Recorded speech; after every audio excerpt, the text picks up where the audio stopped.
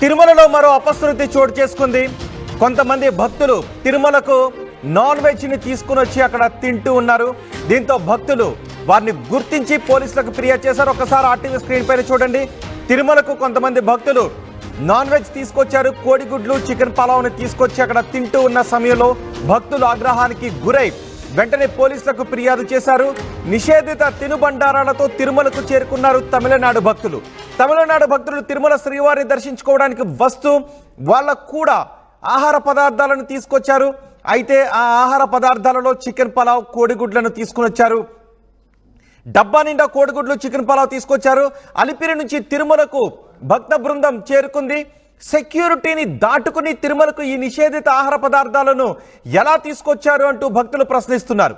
రాంబాగిచా bus stand ఆవరణలో వాళ్ళు తిరుగుతూ ఉండగా, వాళ్ళు అక్కడ తిరుగుతూ వాటిని తింటూ ఉండగా భక్తులు గుర్తించారు. తిరుమల పోలీసులకు ఫిర్యాదు చేశారు. భక్తులు ఆహార పదార్థాలను పోలీసులు సీజ్ చేశారు. తిరుమలలో నిషేధిత ఆహార పదార్థాలను తినొద్దు అంటూ పోలీసులు మందలించారు. అయితే అలిపిరి తనిఖీ కేంద్రం దగ్గర సిబ్బందిని మాత్రం భక్తులు ప్రశ్నిస్తూ ఉన్నారు. ఇక్కడికి వచ్చిన భక్తులు చెప్తున్నారు వీటిని తెచ్చుకోకూడదు అని, తెలియక తెచ్చేసుకున్నామని చెప్తున్నారు. కానీ శ్రీవారిని దర్శించుకోవడానికి వచ్చేటప్పుడు కేవలం సాత్విక ఆహారాన్ని మాత్రమే భక్తులు తింటారు. ఇంకా చెప్పాలి అంటే ఉపవాసం ఉంటారు.